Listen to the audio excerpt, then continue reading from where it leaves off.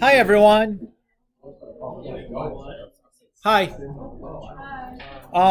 Can I take do you guys have a couple of questions before we get started on stuff for today?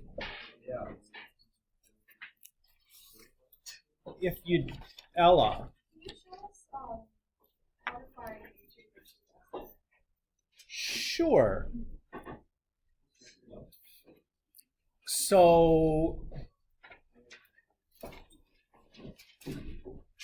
to find so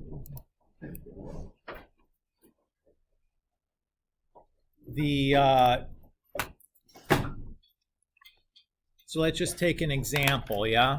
Let me grab something.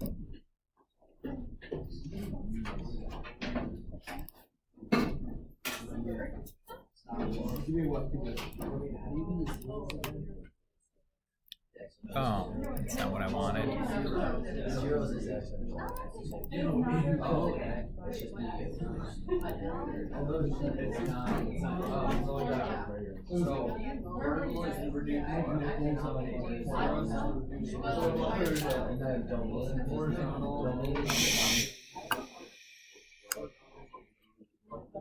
All right, so if I'm looking for the horizontal or slant asymptotes, we'll just do this for 5, 6, 7, and 8 real quick.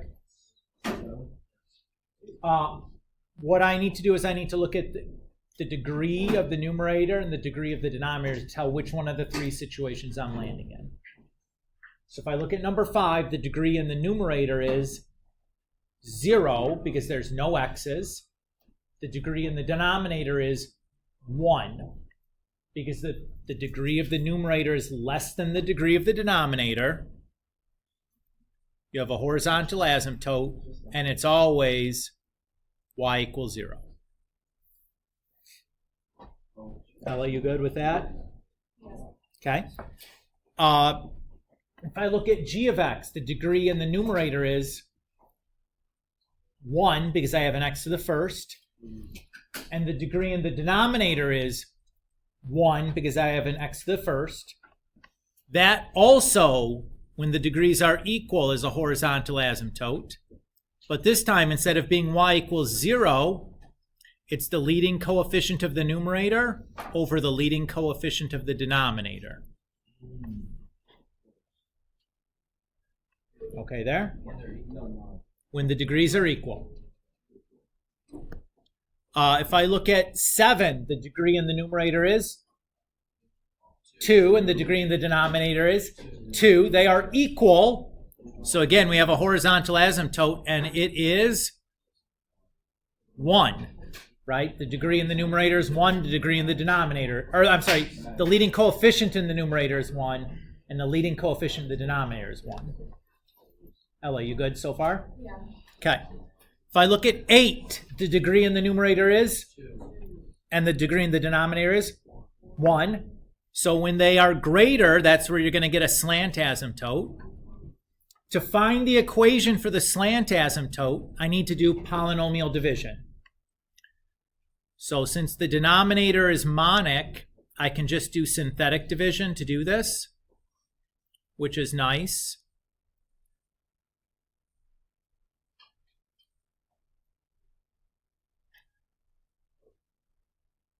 So far, so good. This tells me my equation. Remember, this is my remainder, constant x coefficient. So the equation is just y equals x plus 10. The synthetic division.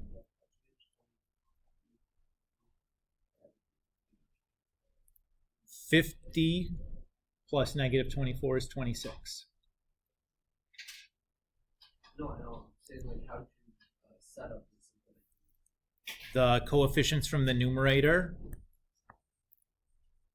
are these numbers. The denominator set equal to 0 is that number, and solved. And I just bring the first number down, multiply, put it in the next spot, add down, multiply, put it in the next spot, add down. And I just kind of do that till I run out of spots. Does that sound familiar? Ella, are you happy? Okay. Were there other questions you guys wanted to ask before we get going here? Bella, you had your hand up also. Same question? Okay. Yeah, Luce. Could you just do like one question with all? Sure. I'm going to pick one of these from over here, though. Is that okay? Yeah. All right. Maybe we just grab like 19. Sound good? Yeah. All right. So I would start 19 by factoring. So the numerator is a difference of two squares. And the denominator, two things that multiply to give me -2 and add to give me -1. So nothing's going to reduce, right? Okay. To find the vertical asymptotes, I set the denominator equal to 0 and solve. So that's going to give me x equals 2 and x equals -1.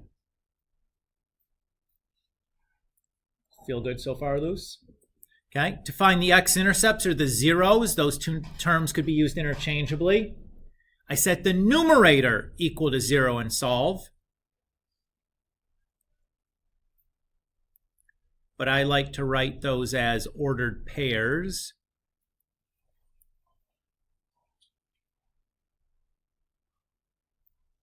Good so far? Okay. If I want the y-intercept, I just plug 0 in for x.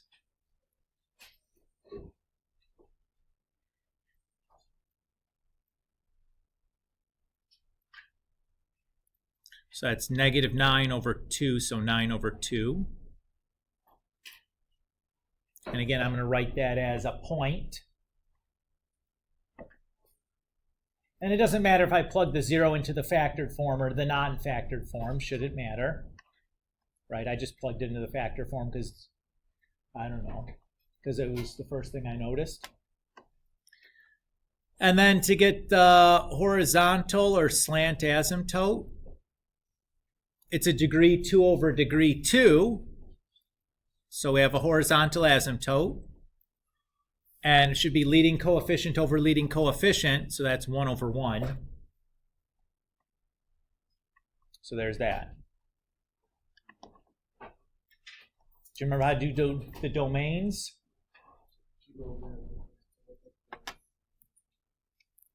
We have to look at the denominator, unreduced denominator, set equal to 0. So that's that, right? So those are the holes in my domain. So I need everything except for those.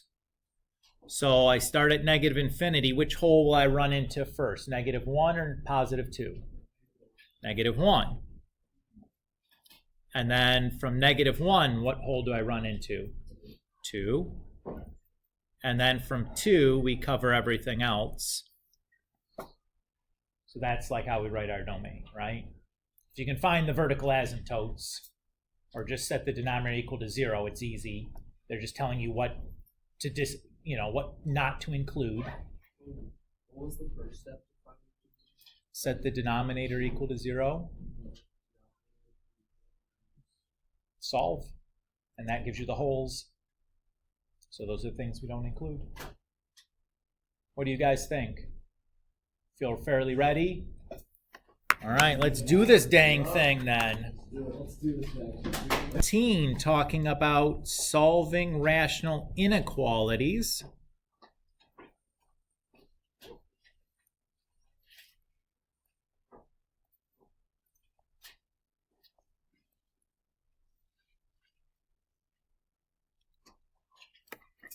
So mostly we're going to do this via example. I'm just going to kind of talk through the process and look at several examples where like many things can happen.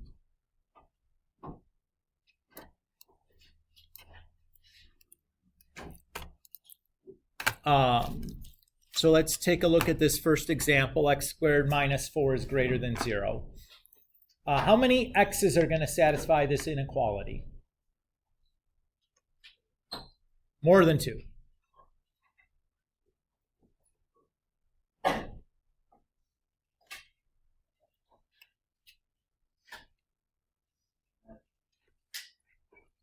How many x's? More than 2. More than 3.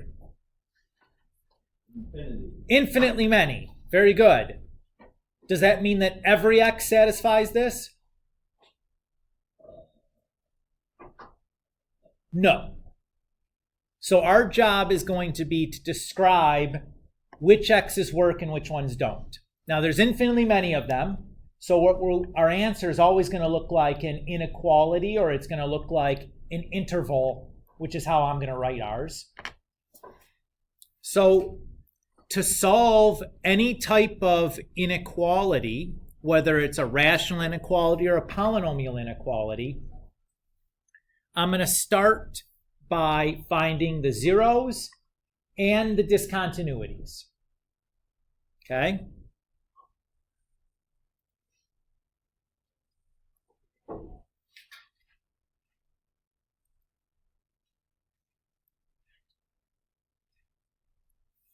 So that's the first step, is going to be to find the zeros and the discontinuities. Now, if I look at our example here, our function is a polynomial, so it has only zeros. It doesn't have any discontinuities. Everybody agree? A rational function might, though, right? Once I found those,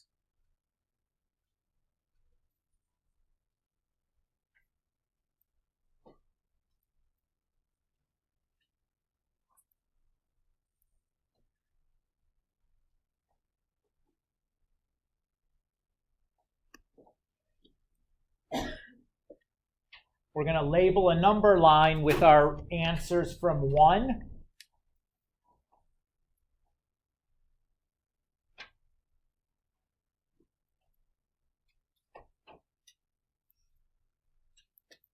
with either open or closed circles.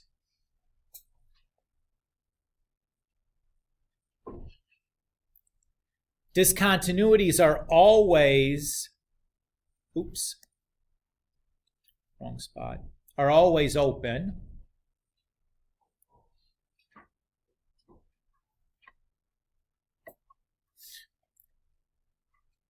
Zeros could be either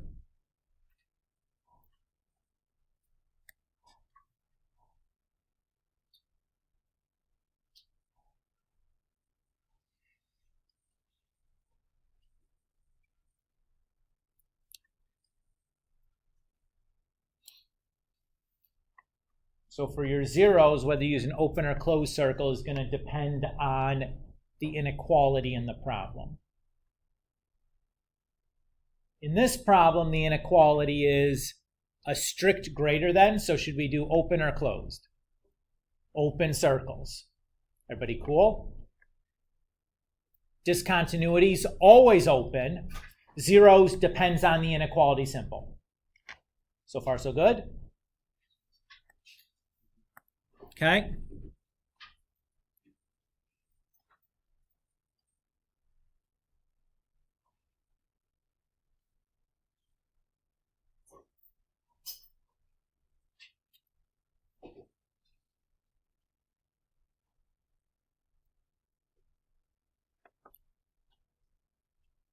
Then we're going to pick a test value for each region on our number line.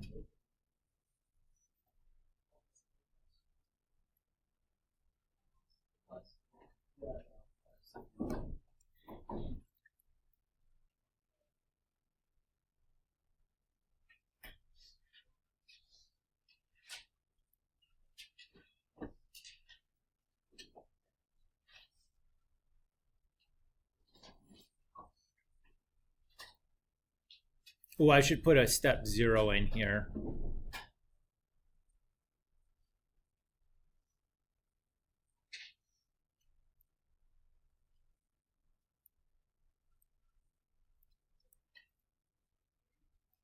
That's just to get everything on one side. Everybody's okay with that? Yeah.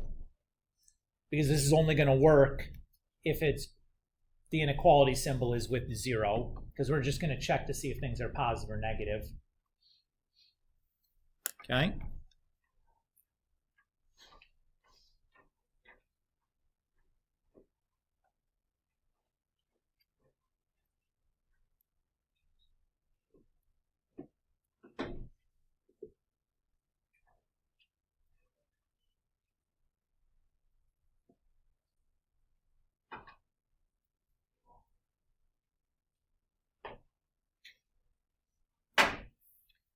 And then once we've picked our test values for each region and tested those test values to see if the function is positive or negative in those regions, we can use that result to figure out which of those regions satisfy the original inequality. So that's kind of my outline of the steps in which I'm going to go to do this. So it's kind of like a 5-ish step process. The nice part is that like every problem is essentially identical. Sweet. All right, so step 1, well, step 0, I guess. That's already done, right? Because it's already equal to 0. Step 1 is going to be to just set this thing equal to 0 and solve, since there's no discontinuities. Maybe we'll be a little bit more careful here. We'll say that.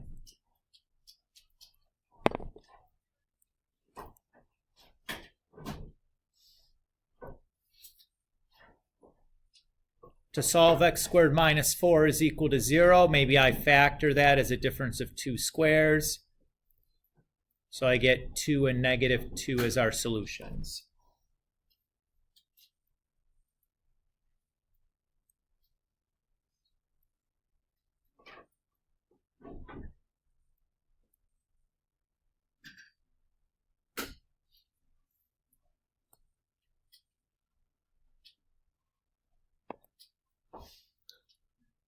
And I know I'm going to have open circles at 2 and negative 2 because my inequality symbol is a not to or equal to. Everybody good so far? Okay. Step 3 is I'm going to pick a test value from each region.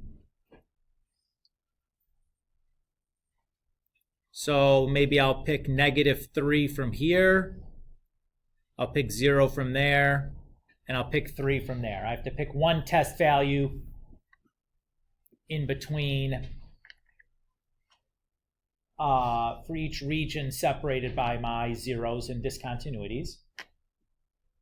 So far, so good. Now I'm going to check this.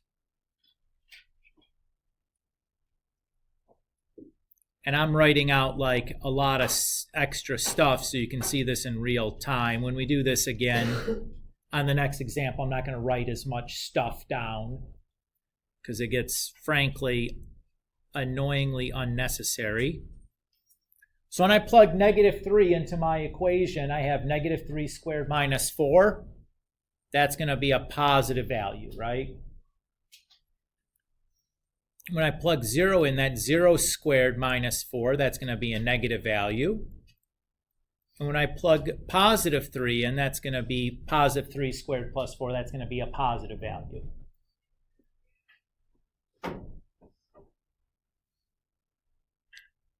So if I go to step 5, again, my original problem was x squared minus 4 greater than 0. Which regions correspond to greater than 0? The sections that are positive, right? So that first positive region includes the left arrow, so that's negative infinity, all the way up to negative 2, because negative 2 has an open circle that's going to have a parenthesis at negative 2. My other region starts at negative 2 or at positive 2. It has an open circle at positive 2, so that gets a parenthesis rather than a bracket. and includes the right arrow, so it goes to positive infinity. So this is my final answer. Those are the x's that satisfy this inequality. Everything less than -2 and everything greater than +2. You guys feel okay there? Great. Let's do another. This time I'm going to do this all the steps in one rather than writing everything over and over and over again. But I just wanted to kind of like help you see exactly what I'm doing on each step, so it's just not all there in one place. You can, if you go back and look at it, it now looks a little sequential, right?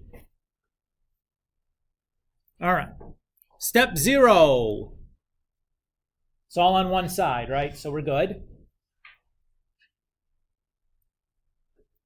So my first step is going to be to find the zeros because there are no discontinuities. How can I tell that?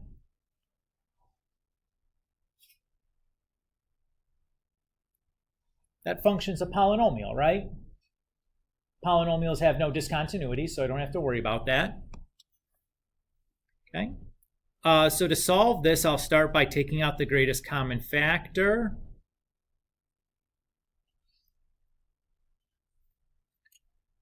The resulting quadratic I can factor into x minus 2 times x minus 2. So my solutions are 0, +2, and then another +2.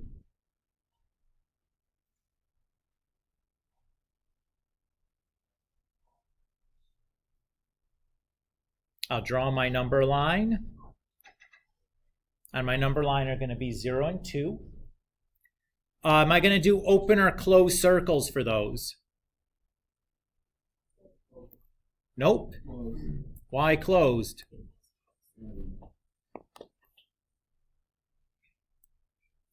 Because it's a or equal to inequality.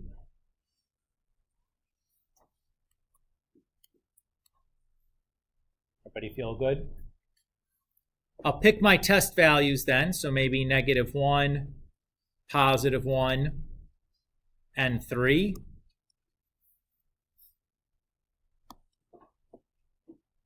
So far, so good. If I plug -1 in to this, I'm going to have negative times negative times negative. So that makes a negative. If I plug +1 in, I'm going to have positive times negative times negative. That's positive. If I plug +3 in, that's going to be positive times positive times positive. That's positive. Does everybody feel okay so far? All right, so what parts of this do I want if I am less than or equal to 0? I want the negative part and the 0.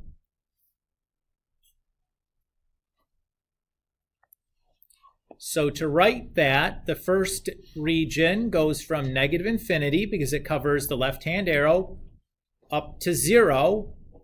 And because 0 is a filled-in circle, I'm going to use a square bracket. Or I need just the number 2. So I'll use my set brackets around the 2 to say I need something less than or equal to 0 or the number 2.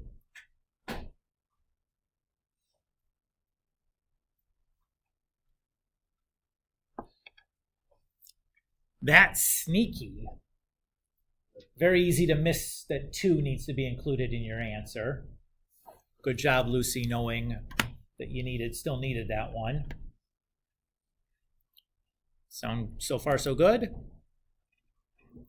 Let's do another example.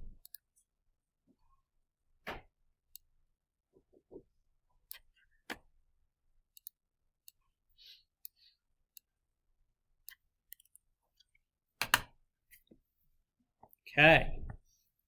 Again, step 0 is taking care of everything is on one side, right? So nothing to worry about there. So we'll need, this one though is rational, so we'll need x-intercepts, and we'll need discontinuities. The x-intercept, or the zeros, are going to come from the numerator set equal to 0. And the discontinuities are going to come from the denominator set equal to 0. So far, so good.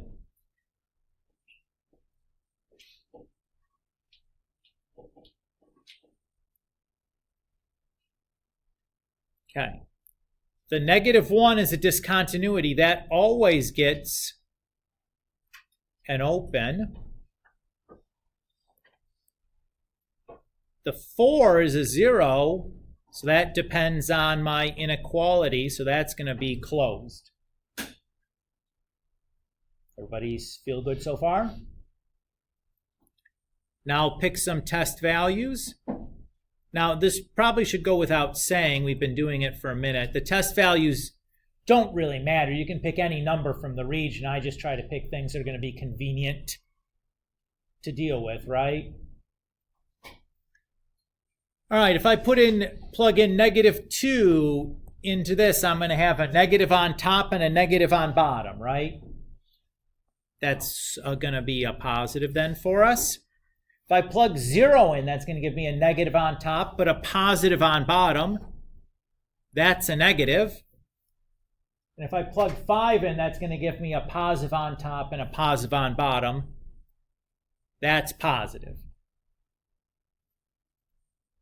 So which regions do I want if they have to be greater than or equal to 0? I want the positive parts, right? Everybody feels okay? So if I write the first region, includes the left-hand arrow, so it's -infinity up to -1, but -1 has an open circle, so that gets a parenthesis. My next region starts at 4 and includes the right-hand arrow, that goes to positive infinity. Because 4 is a closed circle, I get a bracket. So there's my answer. Does this feel okay? Yeah, right? It's not too bad. As long as you're being careful and you're following the steps, shouldn't be too tough. Here's a sneaky one. Ooh, scary.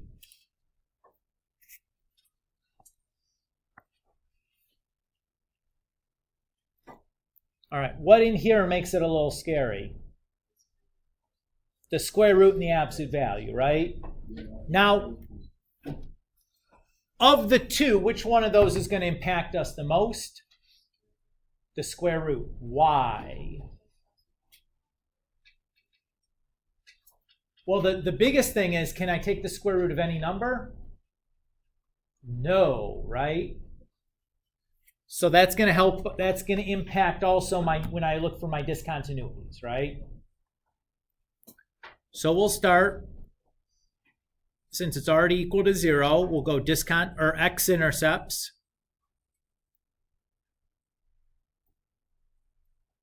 So set the numerator equal to 0. We'll square both sides.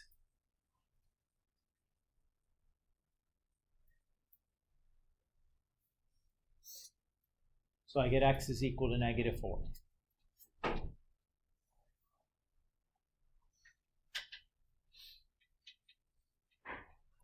Then we'll do our discontinuity. So I'll set my denominator equal to 0.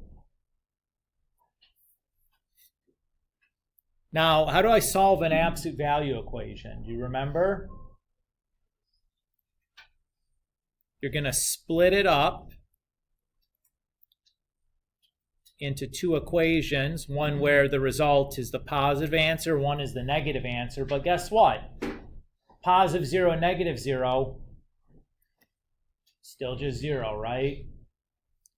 So that just kind of collapses back down into just one equation. So we get just x equals 1.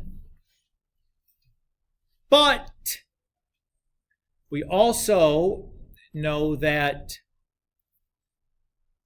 the stuff underneath the radical has to be greater than or equal to 0, right?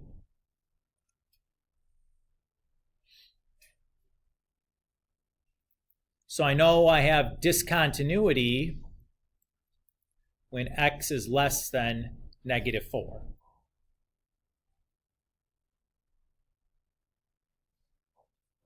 You guys okay with that? Okay. So let's go ahead and fill our stuff in. So negative 4, that's an x-intercept or a 0. So that depends on this. So that's going to be open. And then I have a discontinuity at 1. It's a discontinuity, so it's always open.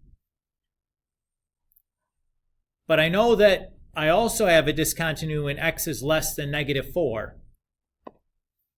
So like that whole region I know can't actually pop up in any answer. I don't even have to pick a test value from that region. That region is dead because it's out, not in my domain. So the only test values I need to pick are between negative 4 and 1, and then bigger than 1. When I pick 0, when I plug 0 into the top, I get a positive. When I plug 0 into the bottom, I get a positive. In fact, the bottom I always know is going to be positive because it's an absolute value. When I plug 2 into the top, I get a positive. The bottom is always positive. And then since I am looking at a greater than, I need both of these two regions, right? So my answer should be negative 4 to 1, and then 1 to positive infinity. Notice that I have to have that break there at 1 because 1 is not included as part of my domain. There's a discontinuity there, so it can't possibly be in my solution set. What do you guys think? Is this okay? This is it for chapter 14. This is the last topic. What? Yeah, man. So we got some chapter 14 problems. Oh, that's so many. Well, whatever. 35 to 56. I don't need you to do the story problem.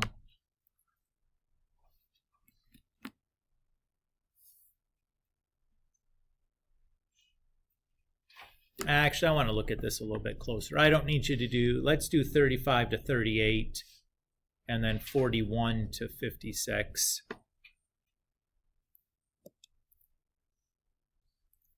I don't need you to do those two bigger degree polynomials.